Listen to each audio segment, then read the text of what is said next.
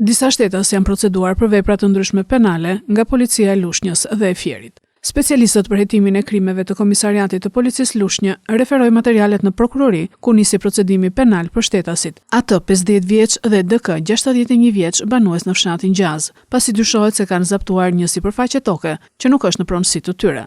Specialistët për hetimin e narkotikëve të DVP Fier referuan materialet në prokurori, ku nisi procedimi penal për shtetasin AM 24 vjeç banues në Divjak. Pasi gjatë kontrollit fizik, shërbimet e policisë i gjetën një sasi të vogël lëndë të dyshuar narkotike kanabis.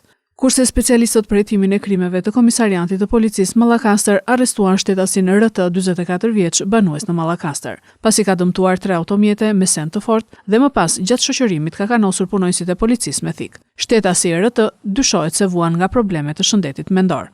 Ndërkohë specialistët për hetimin e krimeve të Komisariatit të Policisë Fier referuan materialet në prokurori, ku nisi procedimi penal për shtetasit BK 54 vjeç dhe MK 52 vjeçe, të dy banues në fshatin Qarr, Fier, pasi për motive të dobta kanë goditur me grusht një shtetas 24 vjeç.